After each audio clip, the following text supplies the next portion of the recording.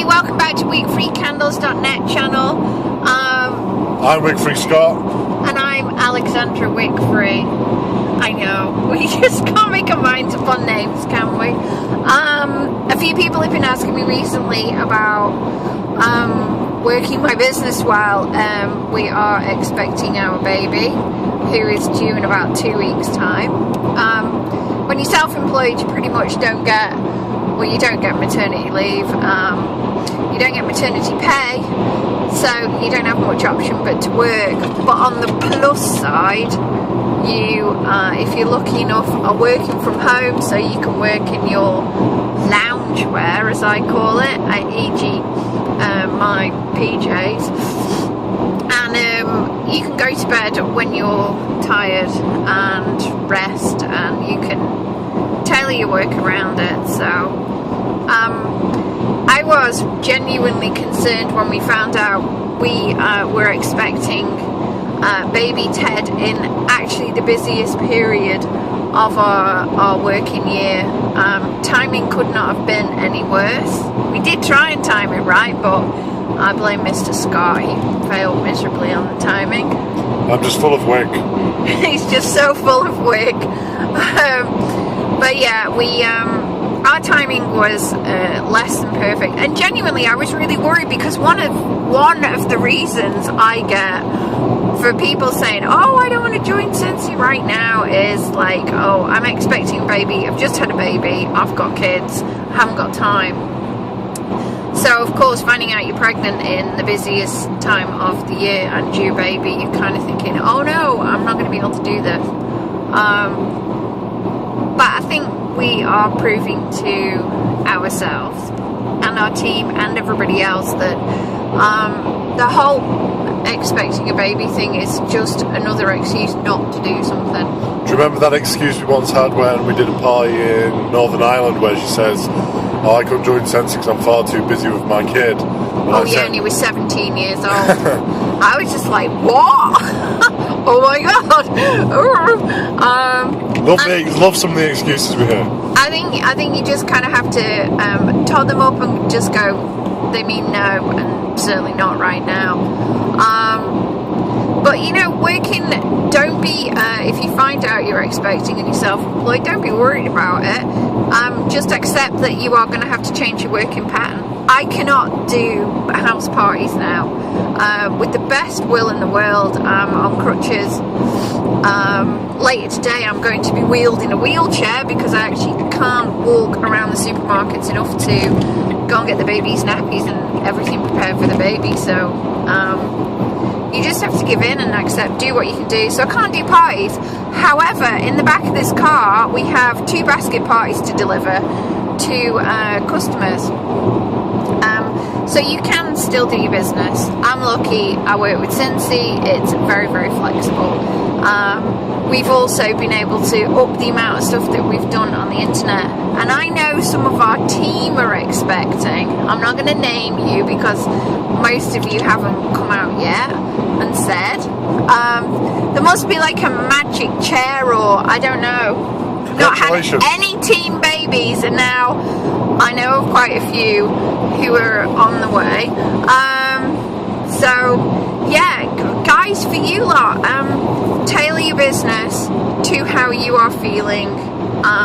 Don't be worried if you have to cut back a bit. Personally, we knew that we had our incentive trip to aim for, and we really wanted to make it before the baby came, because we knew after the baby came there was a possibility our minds might be elsewhere. So it's things like that. If you've got specific goals, move them if you can, so that you can achieve them before baby comes. Well, at the end of the day, Alexandra, and we did achieve it with 19 days to go. At the end of the day, Alexandra, you can't, you know, having a baby, it's not like, you know, no, you know, you've had your best, you smashed your recruiting record, you're smashing on sales at the minute, so it's really just a really bad excuse, to be quite honest. I understand, you know, but what I'm trying to say, what I should say, you know, I was getting my words. I'm lucky though, I do have a lot of support. Well, yeah, but what I'm saying is, if you're pregnant and you don't want to work your business, that's absolutely fine. But be honest with yourself. Yeah, do. Tell yourself, I'm pregnant, my head's elsewhere, I'm not going to work my business. Don't make excuses like, I'm pregnant because I can't work it.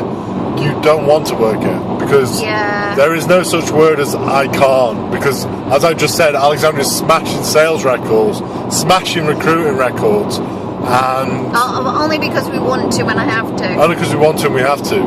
Because we got a baby to feed. So, it's not a case of you don't want to. No, it's not a case of you can't. It's a case of you don't want to, which is fine.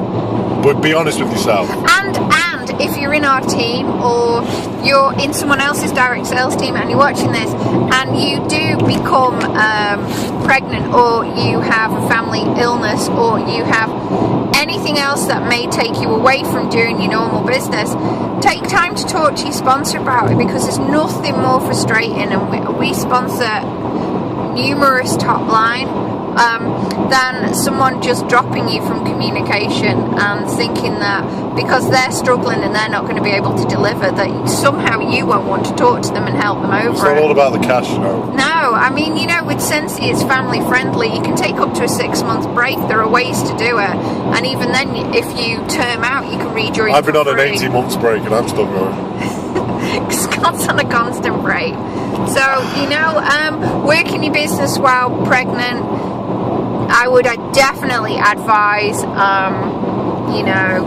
do not sweat it.